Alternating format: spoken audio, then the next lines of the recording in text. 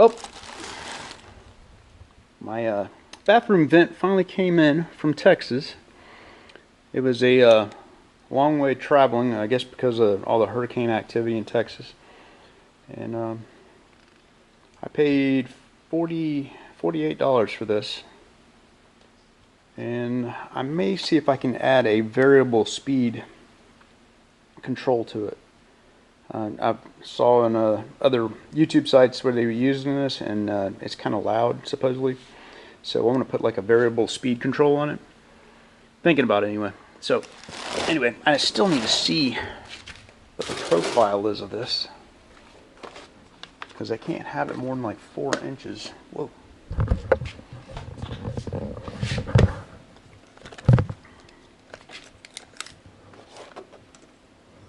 Oh yeah, that'll work out great. It's like, it is just about 2.5 inches for the black part of it. So I've got 4 inches to spare, and I think I'll have plenty of room for that. So I'm thinking that's going to work out pretty good. Unfortunately, I'll have to cut a gigantic hole in my roof. But right now, I'm going to do some diagnostics on the flow of the hot water heater. Supposedly, we can get a 5-gallon bucket and try to see how long it takes to fill it up. Well, I just happen to have one right here.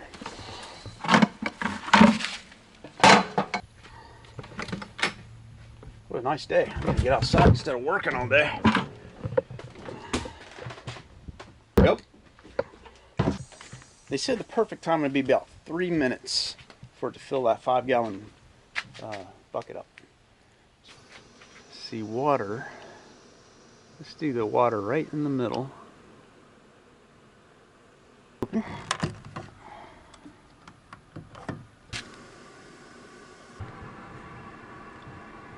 I think what I'm going to first do is run it off of the city water outlet and check and see what that flow rate is.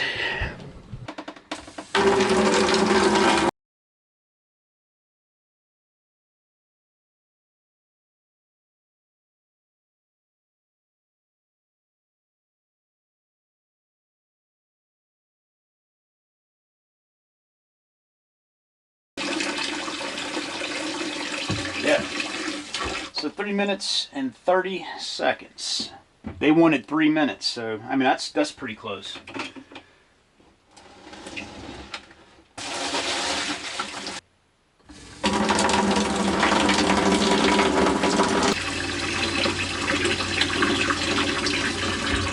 So according to that, that's like the perfect flow rate for that hot water heater. So that is not the problem. All right, so after a long conversation, after testing the system the way they said to in the tech support, now they say to go in here and bypass a sensor and to check a connection. So that's what I plan on doing.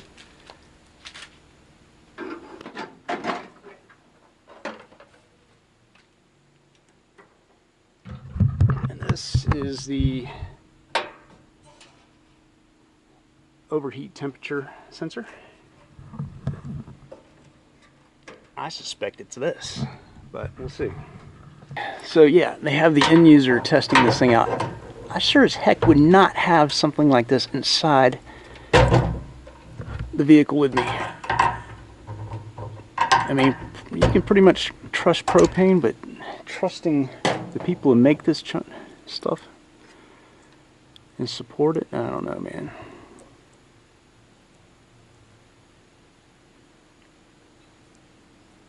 What we're gonna do is short this out. All right, I'm gonna go check it, guys.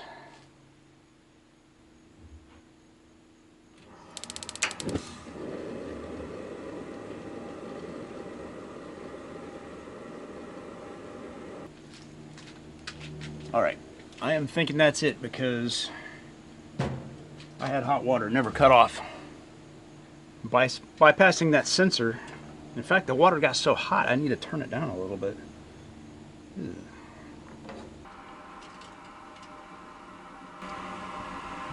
Yeah, that's what it was. Over temp sensor. It's faulty or something up there. Yeah, that's just about right. Almost 5 gallons of hot water. Nice.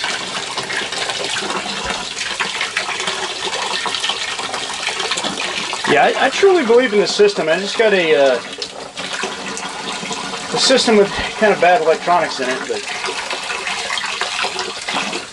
it's actually just one bad sensor. But yeah, hot water is not cutting it out at all now.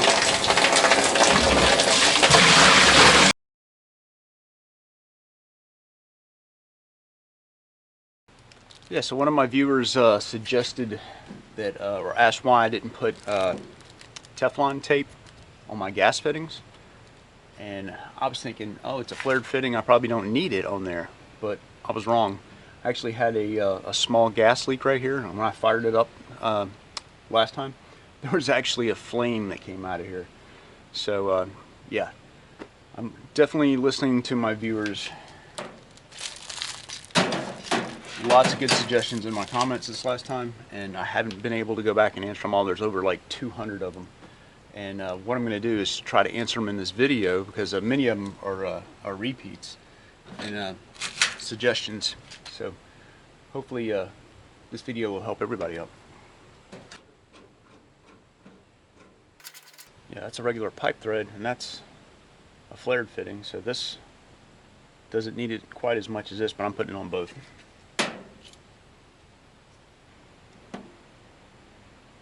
See how this got a recess in the flare in there, and there's a flare here. You definitely don't want to get the tape where it messes with this the seal right here. It's okay to have it on the threads to seal the threads, but you don't want it where the flare is. Another thing one of my viewers mentioned is that this PEX tubing is vulnerable to ultraviolet light and will cause it to break down. So I'm gonna cover this with something to keep the sun from deteriorating it. So this is a garage door seal that goes along the side of the garage door. I had this left over from when I tried to seal the back, my back door back here. I used some of this to seal the back door, and I had this left over. And as you can see, it's very similar to what is right there, garage door seal. But I'm thinking that this would make a great drip edge to seal my door. I could put it right along the inside right here and make a drip edge so that the water will run down here and hit this little lip. Hit the little lip and run off the lip and fall away from where the water was running out right here. So that's a little experiment I'm going to try to conduct and see if that works for sealing my door, because it doesn't seem to leak around the edges or anything. It is just right here on this bottom lip. So I'm going to try that today and see if that helps. Several of my viewers also gave me a link to some seals that work. But if the door opened towards the inside, it would be much easier to seal. But the fact that the door opens this way, it makes it harder to seal that door up. So the best thing to do is put like a drip edge on the very bottom and see if I can get it to drip into the shower instead of coming off over the edge right here. So I'm gonna give that a shot.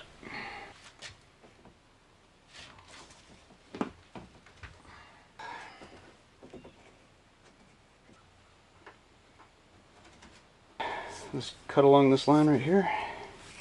Cut along that line.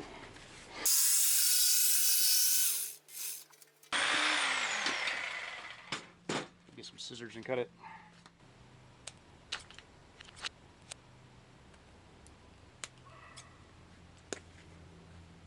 Hopefully the water will run down this edge and deflect from the little opening at the bottom. These are stainless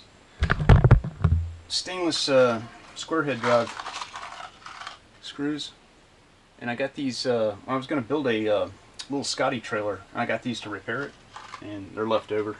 Actually came from a boat building website.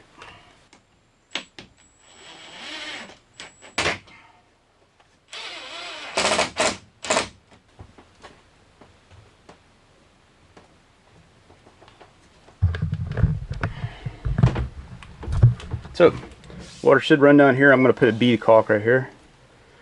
Just kind of make a smooth transition so it wants to flow down here.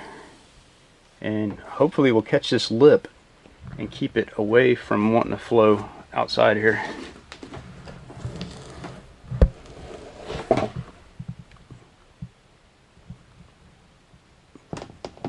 I guess we could go ahead and test it out. Let me go turn the water on.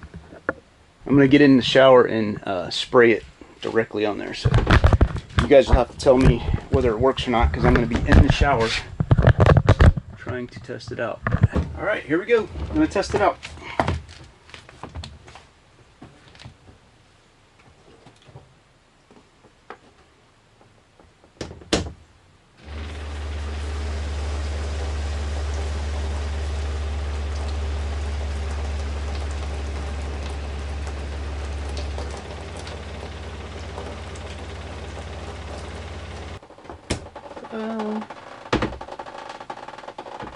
That looks like it worked to me. Alright, so you guys gave me a bunch of great sink ideas. Wish I could remember them all. One of them was, hey, how about use like a meatloaf pan? And guess what? I went out and found myself a meatloaf pan. And actually, it's a pretty good size. I could put it right there. Man, that would, I guess I could put it right here. It needs to be longer. Wish it was longer, but that wouldn't be bad at all. It's got a big dent in it. I didn't notice that when I bought it. That sucks. And I only paid $3.99 for it. I guess that's alright. But the reason I wanted to put a pan in here in the first place is I want to be able to wash dishes in here. Like if I have a couple of dirty pans and stuff, because I always find ourselves at campsites where we're having to wash dishes and we have to go and find a pump somewhere, or a bathroom stall or something, or out by the faucet. But I'd like to be able to just wash it up in here and be done with it, but not totally necessary. It's not a bad idea. So then I thought maybe bigger would be better, which this is shallow enough where I could stick the drain on the back still, and I could put it in this shelf right here and then be able to swing this up. But it would have to go in the corner over here. The fact of the matter is I just need something that's not permanent in here, just something that's temporary to catch the water, like a little pan. That's about as good as it's going to get right there, probably. I should put it right there and make this whole thing swing up so she can do her makeup right here, and then have this little pan right here.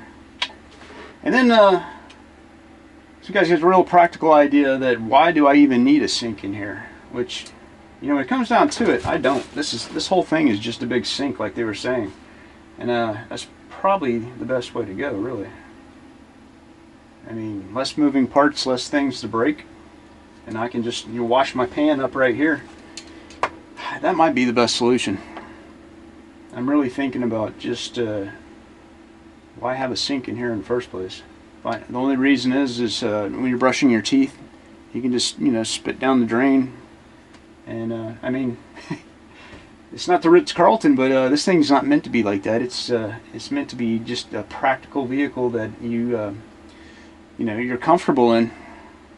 I'm gonna go with the idea of no sink. Just leave it like it is and use it like it is. And I'm gonna probably hang on to this pan right here, because if I do put a sink in here, it's probably gonna be this little cake pan. Hey, thanks for watching my channel, and if you haven't subscribed already, please do for future updates. Remember, build it, don't buy it.